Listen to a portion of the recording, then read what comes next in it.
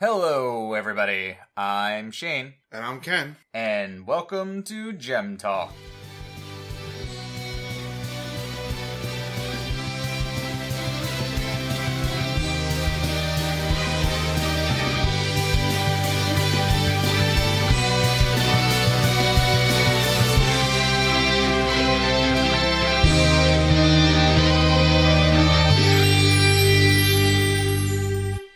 Hello, everybody, and welcome to the Gemcast, the inaugural episode of what is going to be our Steven Universe fan podcast, dedicated mostly to discussing fan theories, reviewing episodes, and generally just loving what is probably one of the best animated series I've seen in a long time. After a really long hiatus, we've actually been blessed by the Steven Cruniverse with two new episodes, not just one. We've got Super Watermelon Island and Gem Drill. Now, Ken, what did you think of these episodes that are intended to rope us back into Steven and his adventures? Well, it feels to me like they were trying to tell two contrasting stories. You have Watermelon Island, where you have Alexandrite fighting Malachite. It's very combat-oriented. Yeah. And then you have Gem Drill, where they're going to fight this cluster we've been building up to for episodes now. Mm-hmm. Only to make peace with it, effectively. Yeah, and I mean, they both almost sort of end in the same way, because even though Malachite is defeated in the end, I'm assuming that they're going to recruit Lapis Lazuli, sort of how they may have, quote-unquote, recruited the cluster. Yeah, it's not sure yet. It's not clear yet. I mean, what this means with the cluster. The crisis seems to be averted for the moment, but it's still there. I don't know if there's going to be some new consciousness created from it, mm-hmm. and if that means it's going to choose to emerge at some point in the future. But it's been bubbled, and then of course there's Jasper, mm-hmm. who fell into a fissure, and who knows what happened with her?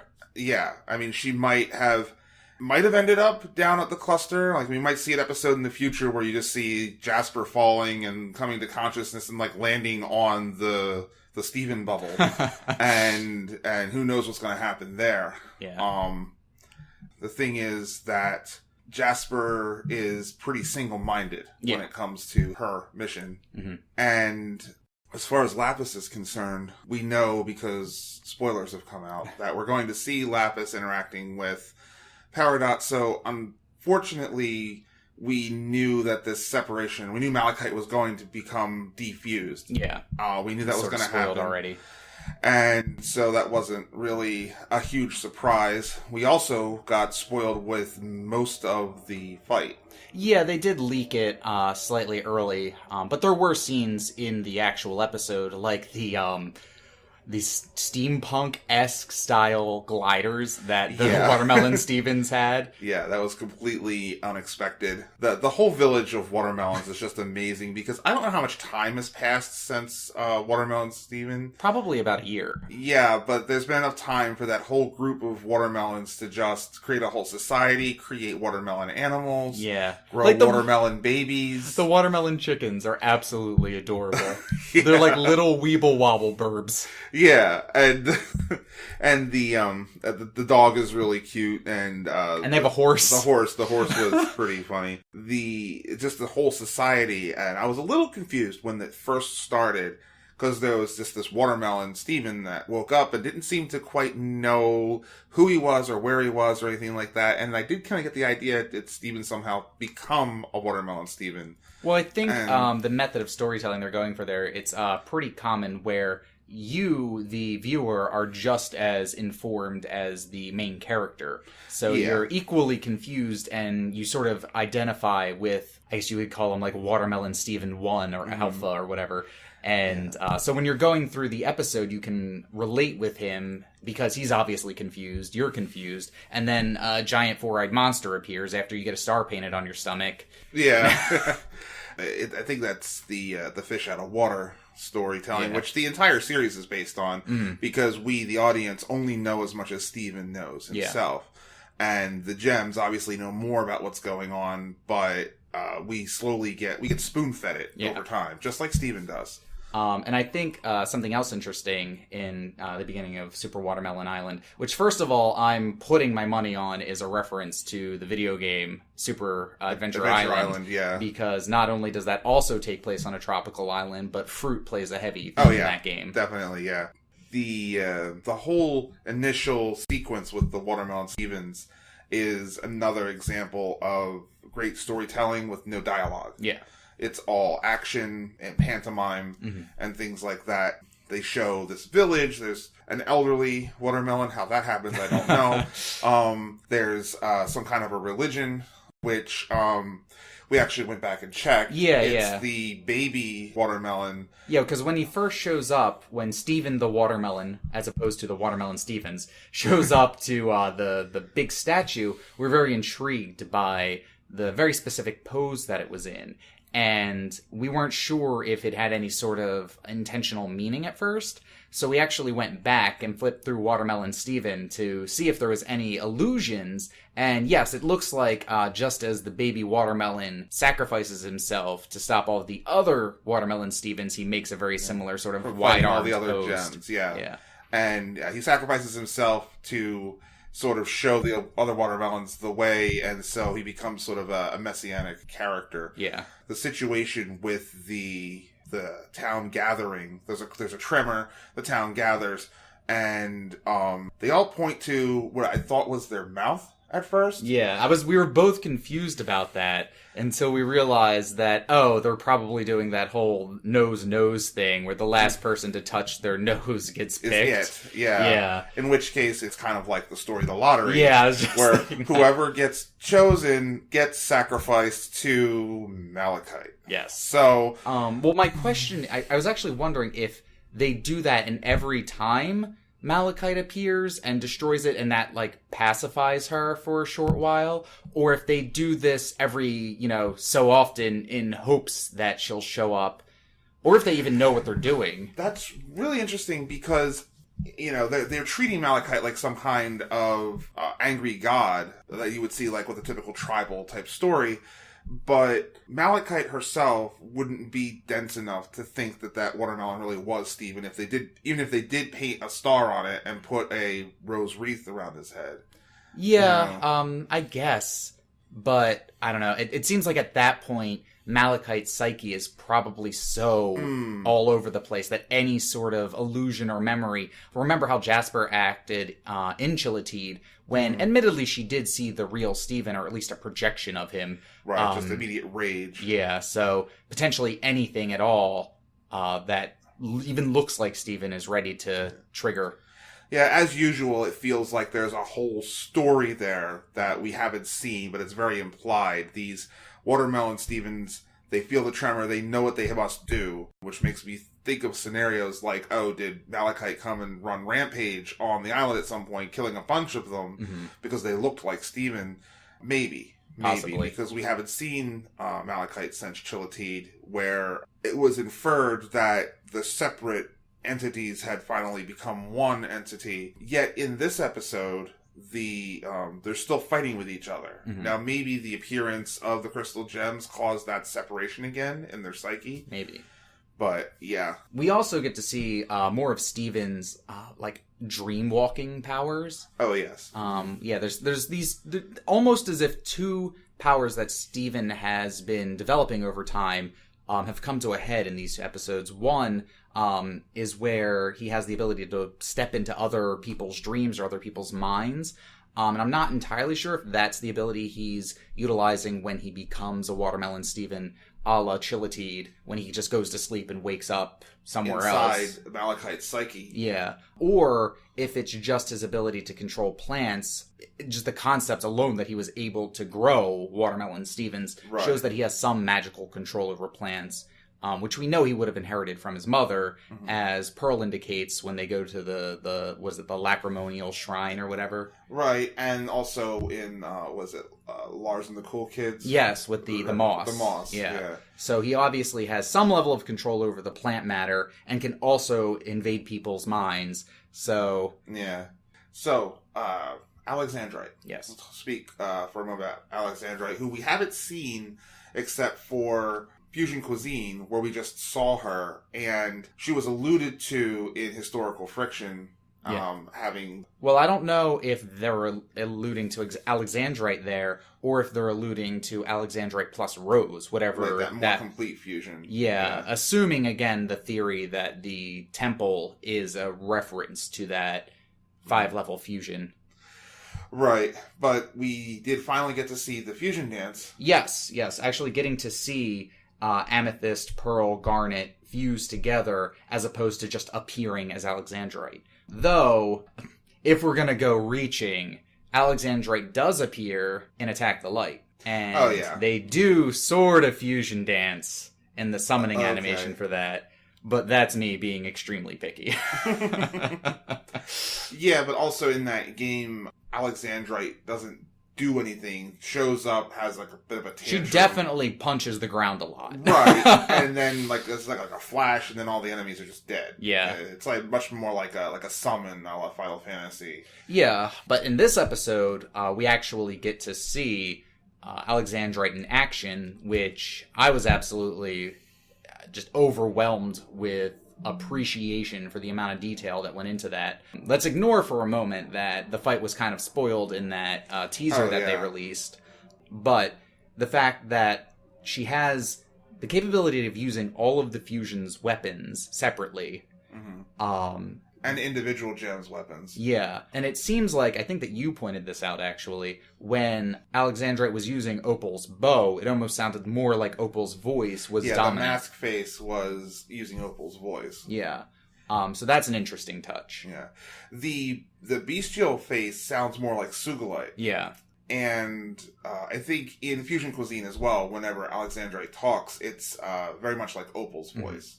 Unfortunately, apparently Sardonyx doesn't get a voice cameo. No, because that was a big surprise for everybody, which is unfortunate because Sardonyx is one of the coolest she's gem downright probably my favorite 2 gem fusions so far, until they start fusing people with Peridot. Yes. Yes, let's not even talk about that part. And to be fair, Sardonyx is a 3 gem fusion. Technically. Yeah. So Sugilite. Yeah. I still think, hands down, Sardonyx is my favorite fusion that they've shown in the show so far. And just getting to see that hammer just fills me as soon as it shows with up. Such levels of elation. And then the fight itself, we see not only Alexandrite using the individual weapons, but apparently she's got a fire breath. Yeah, just can breathe fire. Yeah. Something we haven't seen any of the other 2 crystal gem fusions use. Mm-hmm. So there are some emergent powers. Though Ruby, being a gem who's exhibited fire abilities in the past, is part of Alexandrite, so I assume that's kind of what they're aiming at. Yeah, I mean, once you have 4 gems involved in a fusion, it's almost like anything goes. Yeah. Right? So about the other side of the fight, something different with Malachite, we finally got to see Malachite use Jasper's helmet weapon. Yes.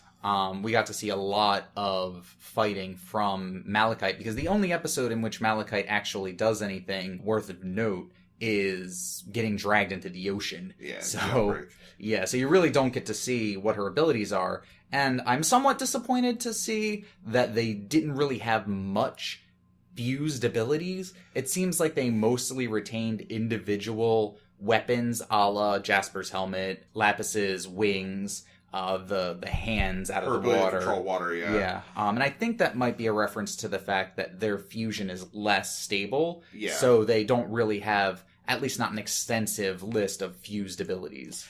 Now, there is one thing, though. This is the first time I've seen Lapis use ice. Yes. Freezing the water into ice to use it as a weapon. Because before, when we saw her fight in Mirror Gem, Ocean Gem, she uses like water clones of the gems. She creates the tower, the big water hand, all that. She knows how to do all that, but we haven't seen her do anything ice. The only other gem that's ever done anything ice related is Sapphire. Yeah. The only thing I could think of to rival that thought would be if she does have Lapis, that is, control over water, it's possible that she's just constricting the rigidity of the water tension and going from water to ice is not a hard leap. Yeah. But there is that one clip where Malachite raises her hand next to her head and condenses the water bubbles down to like spear-shaped ice shards and throws them at Alexandrite. And I swear that has to be a reference to the scene in Final Fantasy VIII where Edea throws an ice shard through Squall. Yeah, one of the coolest moments in that game, particularly. So then there was the third party in that fight, which was all the Watermelon Stevens. Yes. So we have the Gulliver's Travels of watermelons.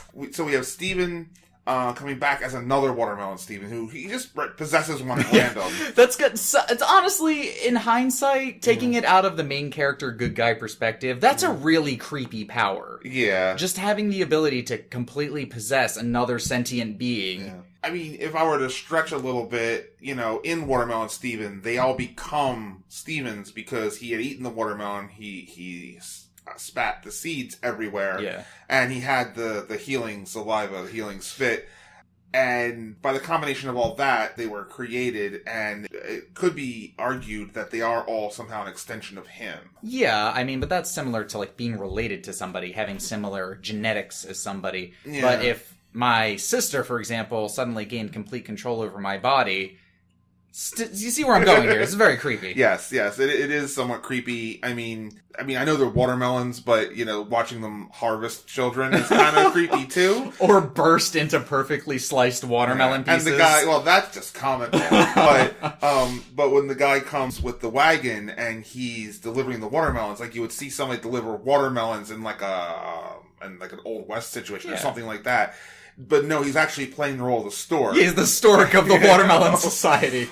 But so going back to the fight, they're all huddled in a cave because this, like, evil god they've been appeasing is now in this great battle with this other being that they probably don't recognize. Yeah. And they don't know what to do, so then the Watermelon Steven, that is Steven, rallies them into attacking. And that entire scene where they're attacking, it reminds me so much of when the Ewoks attack the Empire in Return of the Jedi, because you have this contrast of a being who's obviously much more powerful than them, much more technologically advanced than them, and all they have are larger than them, and all they have are primitive spears weapons, and spears shields, and arrows, including the part where they trip her. Yes, they just have a bunch of them push her over. Yeah. And if I remember correctly, even the Ewoks had a glider thing. Yeah. So I'm sure it's another totally homage. Yeah. But it was we see what you did there, Steven Chronoverse.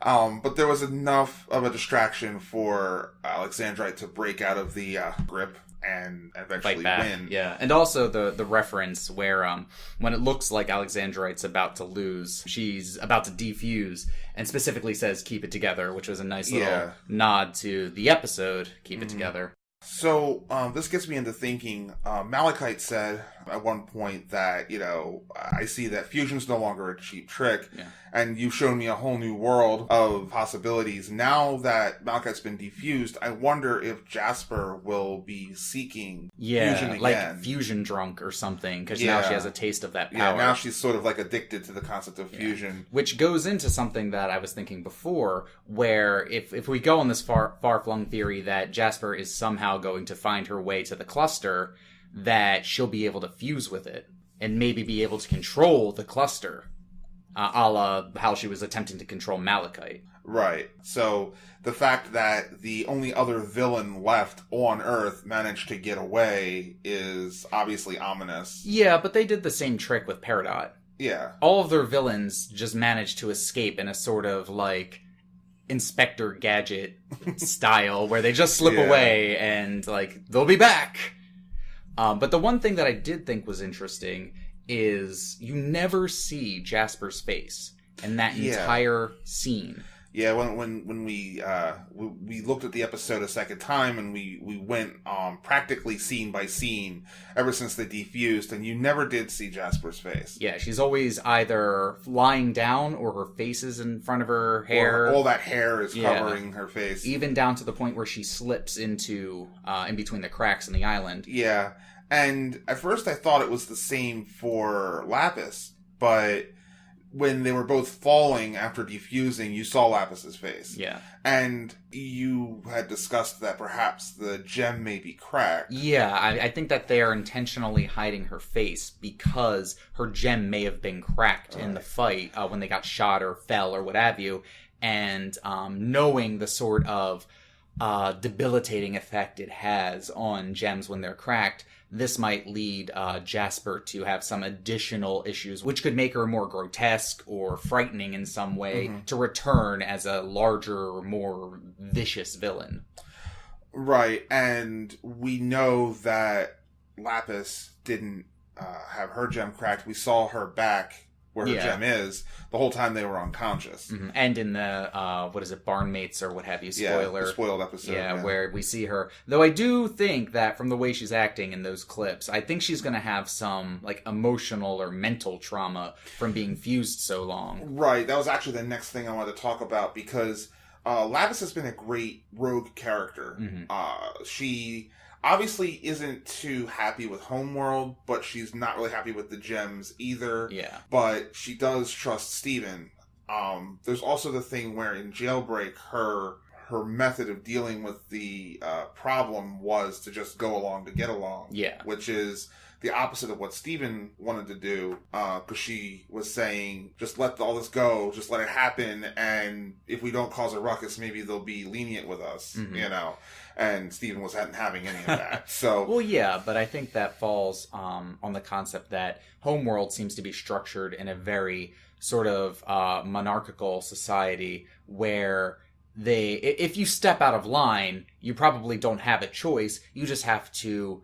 throw yourself at the mercy of your diamond in this case. Yeah. And that's probably just the mentality she has from Homeworld. Right. Whereas Steven comes from Earth, and I think that a lot of the narrative in Steven's character and that which he inherited from Rose is that life isn't about just having this rigid, path to follow or just having these constructed lifestyles, but being able to break free of whatever mold that you're stuck in and living a more open and appreciable life.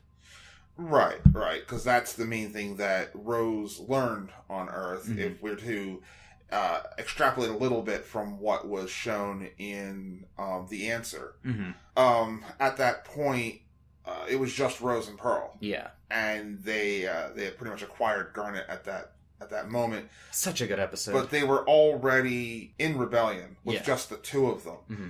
In the whole gem war, it was said that lots of gems were destroyed in that war. And if Rose hadn't had her shield, the crystal gems, as they were, would have also been destroyed. So it seems at some point she managed to get an entire army of gems on her side. Yeah. In The Answer, there was Rose and Pearl, and then there was all of Blue Diamond's people. Yeah. That reminds me, that book comes out soon, I think. They're making the children's style book of The Answer. Oh, really? Yeah, the little golden books. Wow, okay. Interesting. I didn't know about that. Yeah. So, getting back to Super Watermelon Island. I also wanted to point out very quickly that one of my favorite songs, I should preface this with one of my favorite instrumental songs in the entire series is Mirror Gem, which plays during the fight between all of the water clones and their respective gems. Now, if you go back and you listen to the song that plays between the fight with Alexandrite and Malachite, there are samples in there of that song. Yeah, I wouldn't be a bit surprised if there were samples of the various themes. Like, I don't know if Jasper had a theme particularly. We'd have to look at the Return and Jailbreak to find out, but I know that they are really good with the musical theming. Oh, yeah. So I wouldn't be surprised at all if it was, to borrow a term, an amalgam of the various things. And I think even with Alexandrite, it's probably a good mashup, honestly. Yeah. I do know that each of the characters has their own instrument, and that whenever that character is fighting, for example, in Mirror Gem, whenever a character is focused on during the fight, the tune switches to using that character's respective instrument. Right. And aren't those instruments the same as the ones that they use when they're playing instruments? Like in... Not exactly. Okay. Yeah, you would have to go back and listen to it, because I can't name them off the top of my head. Right, I know that, like, Amethyst played drums, and Garnet had the, like, guitar and all that. And Pearl had a violin, I believe. And one of the things, because for those of you out there who may not know, Peridot's actually my favorite character, probably in the entire show. I know I'm probably in the minority, but she's a beautiful, angry slice of pie, and I adore her. And we actually get to see some of Peridot's feelings towards Jasper in this episode, too, where she actually says that being on the ship with Jasper was enough to give her nightmares. Right. It's interesting because Peridot mentioned before that her rank was maybe just above that of a Pearl, and Pearls were like the lowest of the low, so she wasn't doing too well in the rank department. So she probably couldn't make her feelings known to Jasper or to anybody else in Gem Society, because I'm sure if it was such a monarchical or like a bee, I keep thinking like a beehive mentality, to even show some kind of dissent would be enough to get you in trouble. Yeah. So she's used to playing all her emotional cards close to the vest. Yeah. So now that she's finally joined the Crystal Gems, she finally spoke out against Liella Diamond, of all people. Yeah, so now she feels more comfortable speaking out against anybody. Yeah. And it's also funny, the whole story of how Malachite came to be never came up in this whole time since she started helping them with the drill and everything. And I imagine that drill project has maybe taken a couple months to probably do. And, you know, you don't know what conversations happen off screen. But apparently it never came up until this point. Yeah. I think that pretty well covers Super Watermelon Island. Yeah, there is the one appearance of the Star Eyes, the Watermelon Steven. It's the Star Eyes that you seem to be pretty fond of. And all of the Stevens in various embarrassed poses. Like they almost lifted the stances and just used them for the watermelons. But yeah, I think that pretty much covers Super Watermelon Island. All in all, I think it was a really great episode. If for nothing else, getting to see Alexandrite in action.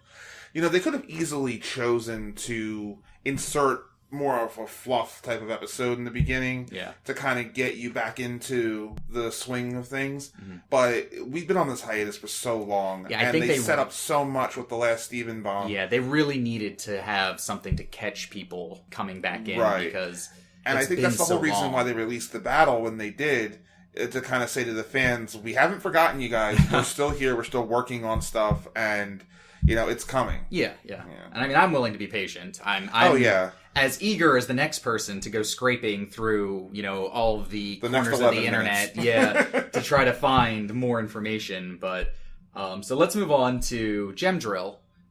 Which is definitely if not more serious, definitely a more tense episode.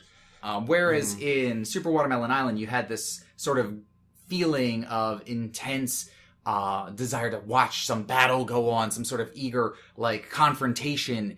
In Gem Drill, you just have this looming fear. Foreboding. Yeah. There's one more thing I wanted to say about Super Watermelon Island. When Steven wakes up the first time, he says, they're on Mask Island. And I was like, he knew where they were? Like, how did he know where they were? Did he wake up and somehow know that they were on Mask Island? And again, we went and we looked, and apparently Mask Island is the same island they went to for with Sadie and Lars. It's called Mask Island because everything there has a happy face. Yeah. Although I didn't see much of that in this episode. Again, we didn't see like the fish or anything like that, but we did see the geodes all over the place. Large the archway geode rings. Of the types of geodes that I've seen that usually contain amethyst, actually. Well, there is a warp pad there, so who knows to what level that place has been gemified. Right, and by the way, that warp pad's now been destroyed as well. The Mega Fusions are really bad for warp pads. So Steven's going to have to do a whole lot of spitting. The thing is that, you know, it wasn't just some random island that they just pulled out and inserted a name. No, it's a place that they have been to, and they appeared there briefly in Marble Madness.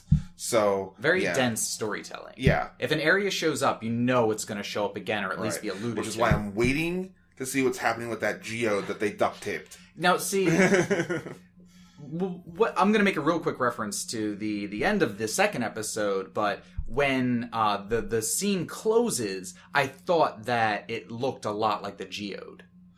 But that might just be my brain trying to make connections where such things don't happen. It could be that there's There's the tiny gem experiments. Now, we're getting back into gem drill here. Yeah. But there's tiny gem experiments, and then there's the cluster, which, according to Peridot, has like billions of shards in it. Yeah. Now, there should be some median step. Perhaps the geode is encasing like a prototype not quite cluster. as big as the cluster, but still a lot bigger than the other gem shard monsters, because the crystal gems were positively terrified that thing was going to crack. Yeah. Without any real explanation as to why. Mm-hmm. So other interesting things in Gem Drill. I was really happy to see that it looks like the cockpit for the drill is just Peridot's escape pod. Escape pod, yeah. Because just seeing that escape pod reminds me of the scene where she slaps her face against the ground in Jailbreak to escape. Oh, yeah. Yeah. And I want a gif of that looped of her just smashing her face into the ground over and over again. And I also thought it was neat that this was a very Peridot heavy episode, so I paid a lot of attention. Yep. There was the one quote between Steven and Peridot where Steven says he's uncomfortable going underground before they even get close to the cluster. This is when they first start drilling. Right. And Peridot is completely unaffected. And I like to think that that's because she's so used to going subterranean to deal with the kindergarten that to her it's just second nature. Right. For a moment I thought they were going to go with the fact that since Steven is part human, and as you go deeper and deeper, the pressure increases. Oh, yeah. That it was something having to do with that. But I'm going to say that given that Pearl was involved in the destruction as well, the interior was probably pressurized. Yeah, probably. So that wouldn't be a problem. But I thought, in retrospect, not when I saw it the first time, but I thought that perhaps that was his first inkling of that sort of psychic connection with the cluster itself. Yeah, it's probably what they are alluding to. The closer they get to the cluster, the stronger those unpleasant urges or unpleasant feelings become. So yeah, that was probably just the first inkling of him feeling the cluster's effect. Mm-hmm.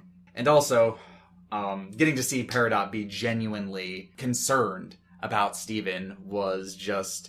It makes me really happy because Peridot is also a rogue character. Yeah. You can never really tell whether what she's doing is for the crystal gems or for Homeworld or even for herself. Mm-hmm. Now, a lot of people would probably be willing to chalk up her telling Yellow Diamond off as the ultimate conversion back to being a crystal gem, but she does also show this sort of fondness for Homeworld. Mm-hmm. There's a lot in common between Peridot and Lapis. Their biggest anchor to being a quote-unquote good guy is Steven. Yeah. They both care about Steven, and I wonder if that's going to become an interesting thing. We'll find out in Barnmates. Yeah, I still call that the first Peridot fusion is going to be with Lapis. I want to see Peridot Lazuli. Yes. So, Peridot edges on telling Steven that he's the main reason that she is fighting for all this. And when she thought that they were going to lose, that the cluster was going to emerge, she's like, "Do you have any last words?" And Steven's like, "I love you, Peridot." And she almost melts. So there's obviously some feelings going on in there. I think the idea that there's somebody that actually cares for Peridot outside of her being like useful mm-hmm. is something she's not used to. Yeah, something she doesn't know how to deal with. Yeah, now Peridot's conversion to the crystal gems is still very new, mm-hmm. and initially predicated on stopping the cluster. Now that the cluster's been stopped, we'll see, because now the initial crisis has been averted. Yeah, but I think that Peridot was aware that this was not going to be her only stand against Homeworld once she had her tete-a-tete with Yellow Diamond, because not only did she yell at her commanding officer, but now she's gone out of her way to stop the orders she was given. So she's just completely rebelled at this point. Right. Now, Homeworld, as meticulous record keepers as they are, mm-hmm. Homeworld knows that the cluster was supposed to emerge around this time. Yeah, I think Yellow Diamond even says something about, like, It's about expecting it to be done.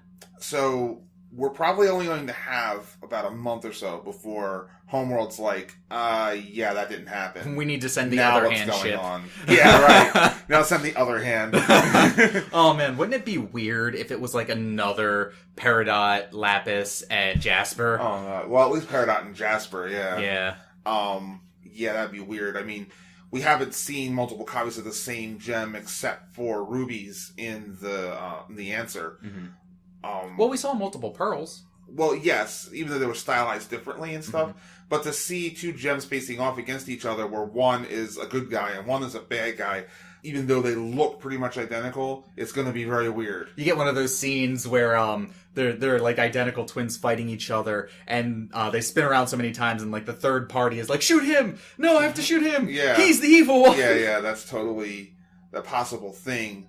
And if that were to happen, I think fusion would come up again. Oh god. As a thing, because only the real one would be willing to fuse, because it's such a repugnant idea to Homeworld. Anyone from Homeworld, yeah. So, at any rate, about episodes that don't even exist. There was the Nintendo 64 controller. Oh my goodness. That showed up as the weapon controller for the drill.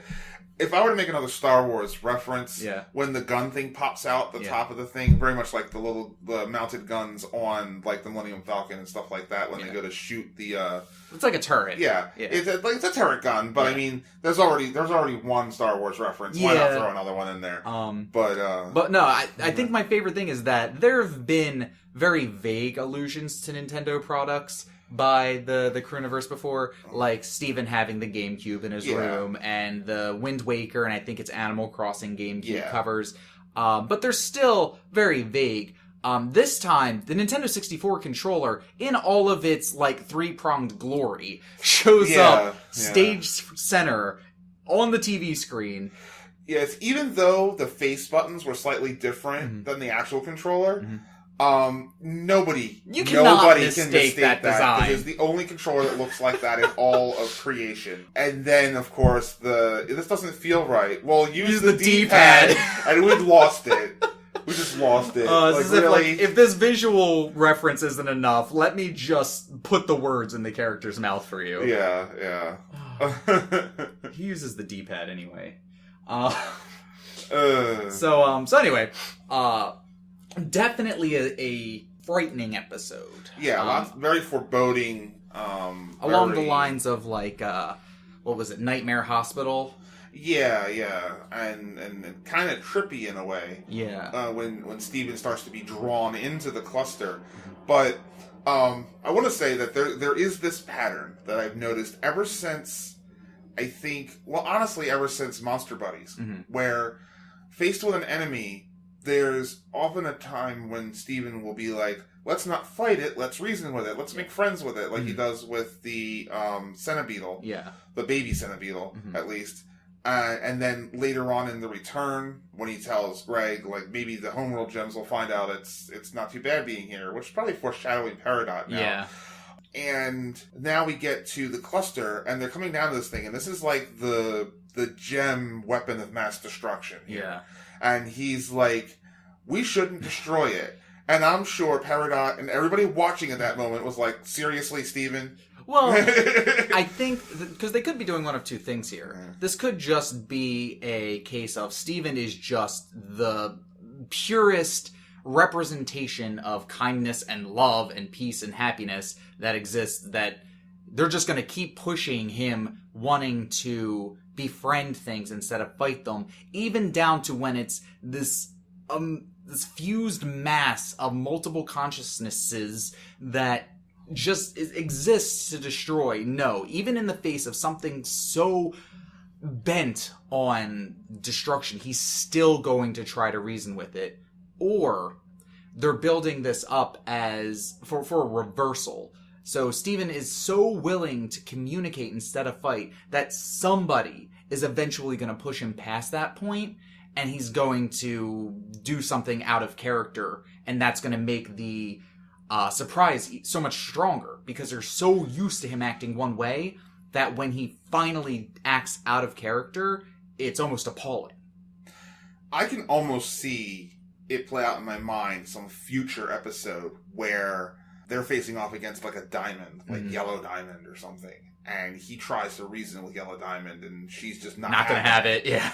And that could finally be the point that we could see Stevani actually fight. Yes, with the sword and the shield. Yeah. This has to happen. Yeah, I think we're all, everybody out there in Steven Universe is looking to get some Stevani sword and board action on the screen. Yeah, oh, definitely. Ever since Sworn to the Sword. Yeah, and Nightmare Hospital. Just seeing the two of them work together every time is just so good. Like my favorite sequence of animation with that has to be in Sworn to the Sword when they're fighting Pearl together and Connie goes to strike and then they pivot around and then she hits Steven's shield. Yeah. And I'm just like, that's so perfect. Oh, it's so good. Yeah. Oh man, the choreography and I mean for animation, but I mean it's no less difficult to draw than it is to act out and plan and think of. I mean, goodness.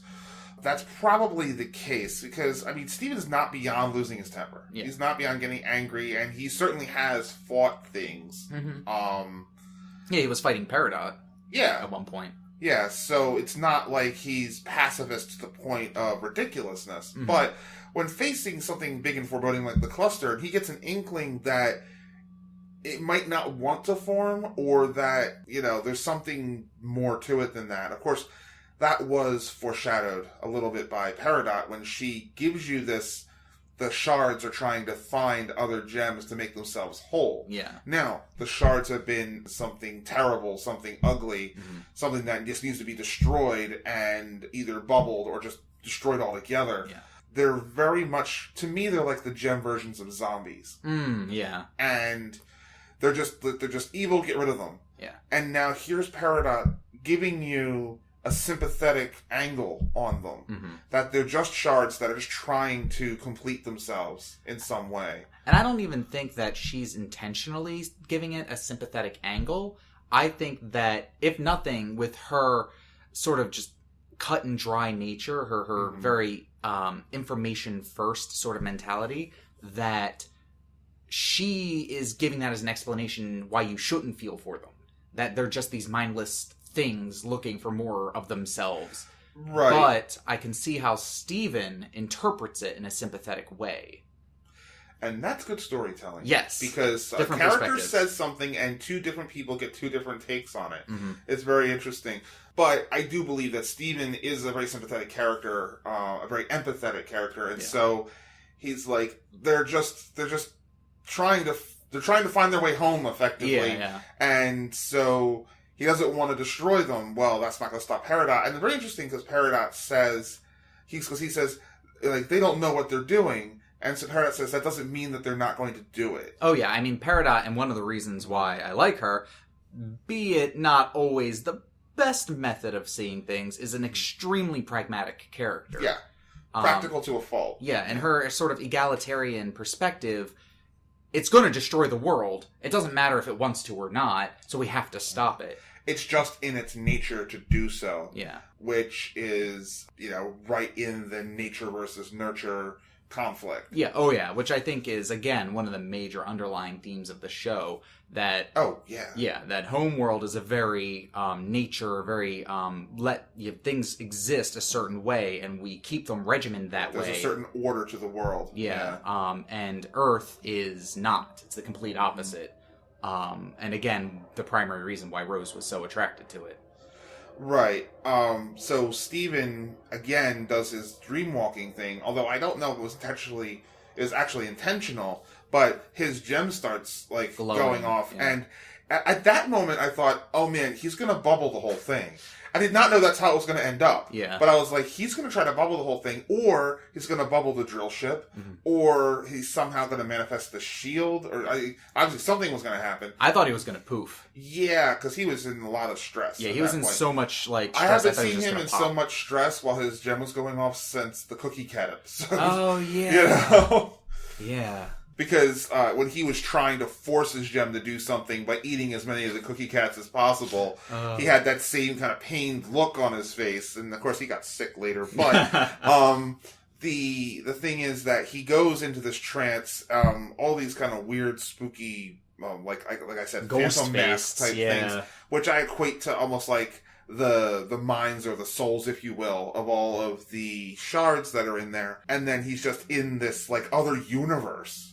That's why at first I thought, when I realized he didn't poof, I thought he maybe fused with the cluster, because that your gem also glows when you're fusing. Right. So I thought maybe he somehow became a part of it, and was able to communicate with the other aspects of it. But the fact that his body seemed to remain behind, and Peridot was able to interact with him physically, sort of led me away from that. Admittedly, when Steven's only fused with Connie, another human, he's never fused with another gem. True. So we don't know what happens when he fuses with another gem. Maybe his corporeal human body passes out or goes into a coma. Yeah, we don't know. Because that's one of the big unknowns of the series, is whether he can fuse with the others, because we want to see that 5-gem fusion. Oh, yeah. And I'm pretty sure it's going to happen at some point. But what that means to Steven is one of the big mysteries. You know, is he going to die? I mean, people have already speculated that Steven might have to die by the end of the series. Yeah. And there's a lot of questions because even though Steven's gem is rose quartz, the gem fusions tend to take on physical representations of each individual gem that makes that fusion.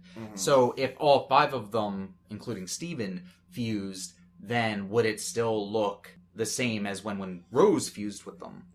I wouldn't be surprised if it would look mostly like that stone temple. But there would be some, thing about Steven. I wouldn't be surprised if it was something humorous, like it would have the poofy hair. Or something like that. Instead of the long curly hair, it just has the big, like bush of hair. Yeah. I wouldn't be surprised if they did something like that. But, yeah, it's still a big question if Steven can even fuse with gems, or what that means for him to do so. Yeah. I mean, the gems themselves don't seem to be afraid of it, because they were trying to train him to fuse before he actually fused with Connie. Yeah.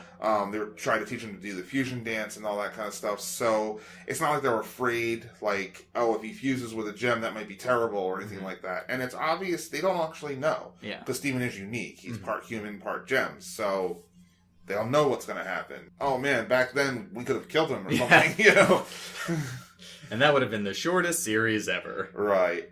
So, so Steven's inside the cluster, and there's all these discordant voices. They want to fuse, they want to form, they don't want to form. They want to form, they don't want to form. And based on what Peridot said, when the gems form, it's because they're looking for other gems or another portion, the rest of themselves to make themselves whole again. And, gems, kind of like Pearl when she poofed, they can't move on their own. Yeah, they just become rocks. Yeah, so the only way they can move is if they form. So if that's the mentality behind the cluster, it wants to form so they can go and search for the rest of itself. So it's a bit strange since there's, to go by what Peridot said, like 1 billion shards in this thing, that other pieces of the same gem would likely be in here unless they murdered 1 billion gems to make the thing. Who knows? I mean, there might be clusters on other planets. They may have, shattered a gem into 8 different pieces and then made 8 different clusters out of 1 billion different single shards from each gem. And who knows how many other clusters could be out there waiting to break free.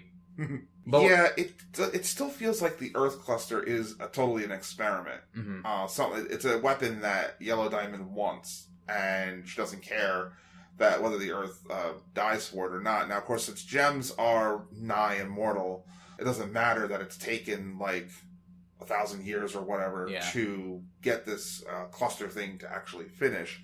I mean, who knows? Obviously, Homeworld didn't forget about Earth at all. They thought it was just with humans on it. They thought that Rose was gone. They didn't know there were gems there. That's why Peridot was surprised when Steven showed up. She specifically says that the Red Eye didn't detect anything. Yeah. Which is something they destroyed in the second episode? They blew it up. Apparently the thing wasn't active when Amethyst kept rubbing her face on it. Yeah. Throw me at it one more time. I think I got it. Bonk. Splash. But what I do think is interesting is that there were plans to turn Earth into a a gem world. But that's obviously been forsaken. I would not be surprised if that is sort of a parting shot at Rose. Oh, yeah. Either just to destroy the world outright, just, oh, this is the world that this rebel wanted to protect, so we're just going to blow it up. Or if somewhere in the back of the Diamond Authority's mind, they know she survived somehow. Like, even though they may not know it empirically, they just know that somebody that powerful, somebody that determined to overthrow their society and being so good at it must have found a way out, must have, like, slipped into hiding or something. And so to get rid of such a big threat, they'll just blow the whole planet up. Right. Yeah, the timing of when they came up with the idea for the cluster is interesting, too, because in Keep It Together, Garnet was upset because she felt like she's the one that gave Homeworld the idea for fusion, because apparently at that time they didn't know that cross-gem fusion was possible. So when it was shown to be possible, then Homeworld was like, can we use this knowledge to our benefit? Time to start experimenting. And thus started with the gem shards. Now, the whole Garnet thing happened early on in the rebellion. So it could be that they had the cluster like on the drawing board or whatever, and then decided to, okay, well, we'll plant this thing in Earth just as a final farewell to Rose, to put it kindly, and be gone, and then let her think that she's won and grow complacent, and when she least expects it, pow! The entire planet explodes underneath her feet. Yeah, so, and they wouldn't honestly care. And I think they want the cluster, like, in their back pocket, because somebody else could rebel in the future, and then they could either threaten them with, the cluster, or, threaten to plant the cluster on that planet, or they'll just know that that's what will happen, so they won't bother. It's the equivalent to, like, the nuclear weapon. Yeah. It's just, we have... It's exactly what it is. Yeah, we have the biggest weapon here. If you upset us in any way, we'll just drop it on your planet. Yeah. Well, it seems like Steven stopped that from happening, at least for now. We'll drop the biggest bubble on your planet. We're going to drop a nuclear bomb on you, so I'm going to wrap it in a bubble and everything will be fine. Well, I mean, those bubbles are obviously pretty easy to puncture because, I mean, all Steven does is touch Peridot's bubble. Well, they seem to be easy to puncture for gems. So in Bubble Buddies, they couldn't break that bubble for anything. Yeah. Now, I'm sure Steven could have broken it using the power in his gem. After all, when he popped the bubble that had the centibeetle, he just landed on it. Yeah. Maybe the bubble coming in contact with his gem or something has something to do with it. But it seems pretty resilient to, let's just say, mundane pressures. Yeah. Now, of course, if Jasper is on his way down to the cluster, who knows what's going to happen at that point. But on top of it being bubbled, what's more interesting is the idea that the cluster itself decided to make a community of itself to find that friendship or whatever that he was telling them to find. It was like, here's a shard, you can talk to each other. Like, they haven't thought of that in 1,000 years, but that's okay. Gems aren't known for thinking out of the box. Yeah. So, that's fine. The thing is that they started creating this network. This is like some hive mind supercomputer thing. Yeah. Which may gain its own consciousness. Yes, that is one idea. I mean, that is the question. If the cluster were to form, would it be sentient in any way? Or would it just be some sort of mindless drone working under whatever command the Diamond Authority gave it? Sort of like having a pit bull on a leash or something, trained to fight, and you just let go of the leash and let it destroy something. Yeah, I don't know that it had a command from Homeworld. I think it just its very nature that a gem, even a conglomerated gem that large, would have to necessarily create a body so large that it would have destroyed the Earth to do it. That's just in its nature. Like when a bomb explodes because there's too much energy for the shell to contain, so it just explodes. Yeah, could you imagine something? Because going off of what experiments they've done, and you get these crazy sort of Silent Hill-esque zombie monsters.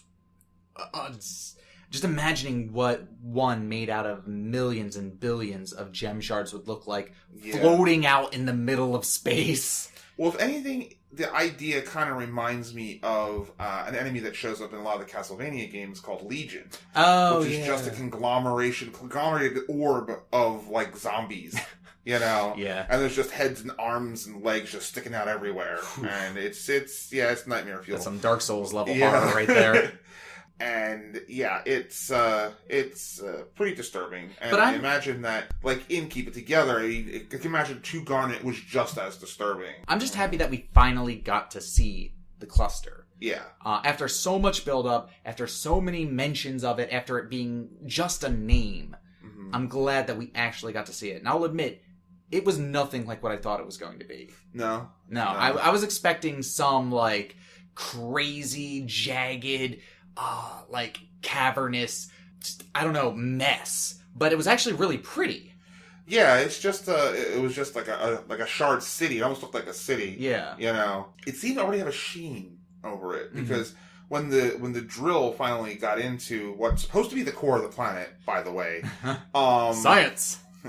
There was like a reflection of it off of the surface, and I don't know if that's just the residual energy from all those sentient shards. Yeah.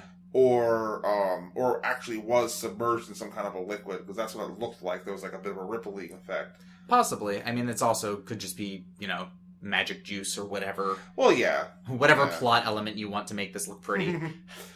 Yeah, it's interesting though that the shards tried to bubble each other, and it was very interesting. I thought it was funny. It was like I thought this was going to happen, and then that isn't what happened. I was like, okay, I'm used to that, and then it is what happened. And I was like, Kraft's theory, wow. Theory's disproven. Theory is immediately reproven in like all of 2 minutes. Yeah.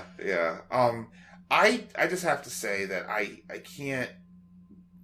It's difficult for me to believe that somebody can create a story that they can feed you in 11 to 12 minute increments that manages to give you all of that information, all that exposition for what is a really complex world. Yeah.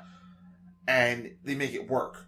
And it just amazes me because, you know, people create hours worth of content for like movies and whatnot, and it's not as narratively dense, if that's the right way to put it. Yeah. Well, it just goes to show that the people, the writers for the show, the designers for the show, all of them working together as a team are just really great world builders. Because that's what you're building. You can make really great characters, you can make really great themes, but it's just the skill of world building that really ties it all together and makes it feel like this place could be real. That there's so many small nuances and hints and clues and things that link together so well.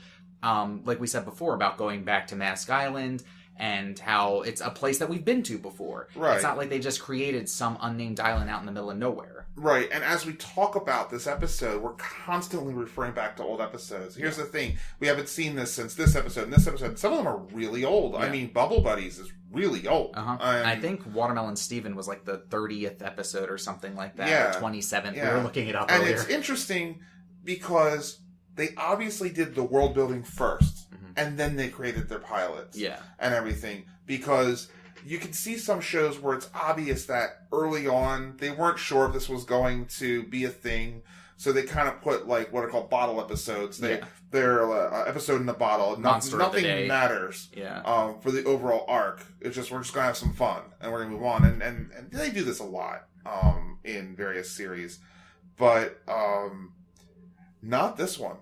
Even episodes that feel like they're bottle episodes, there is something that will be referred back to, and it's all there, and it's all important, and it all even goes back to laser light cannon. Yeah, and even the pilot. When you go to look at the pilot, I mean, art direction aside, there's information in there which they did eventually pull into the second intro and everything like that, but.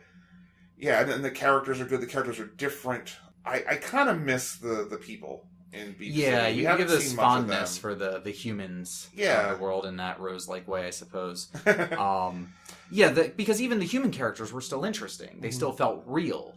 They had their own conflicts. And I think it was Petey was one of my favorites, who's like a 12-year-old kid, and he's already having existential crises about life. He's a 12-year-old kid in like a 20-year-old body. It's like, it's great. And like one of my favorite human characters is Sadie, honestly. The fact that she was able to defeat a gem monster tells me that humans are not these like worthless, weak things, that they are capable of defending themselves if given the chance. Yeah, and I think that's just more hinting at the fact that humans were probably part of the anti-Homeworld rebellion when Rose was leading an army. I still believe that she had some coalition of like human soldiers helping her out. Yeah. I think that's part of what the little stick figures were on the temple mural. Yeah, talk about a scene that crafted 1,000 theories. Oh my goodness. That's probably one of the best, like, we're just going to drop this right here. You have fun with it. Watch the fans salivate. And people trying to come up with an understanding of what this is showing, and that was only that was within the first 10 episodes we did that, wasn't it? Yeah, something. It's when they go to the temple. It's Sirius Steven, yeah, which is around like 8 like or so. 8 or somewhere around there. And so at this point, I mean, when you go back, as I have multiple times, which is another thing about the fact that they're only 11 to 12 minutes long. They're easy to eat. You can binge watch the series over again so easily. Now that we're up to 80-some episodes, it's a little harder. Yeah.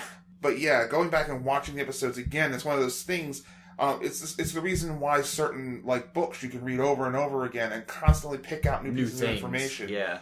You know, the first couple episodes felt like episode of the week stuff.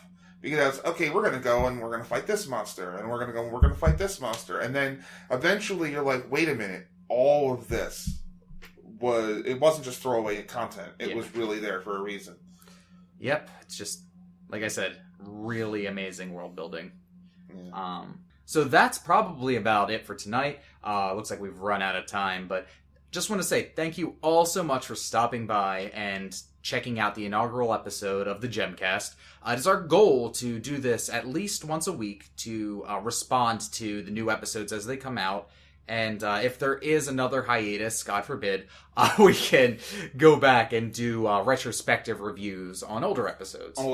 Especially with hindsight, now that we know what's happened since. Yeah. Which is an interesting way to look at episodes. And we might also be able to do episodes based on certain themes or characters. Yeah, characters, theories. And if you have any ideas, thoughts, feelings, if you want to get in contact with us, feel free to email us at gemtalkpodcast@gmail.com. See you guys next week.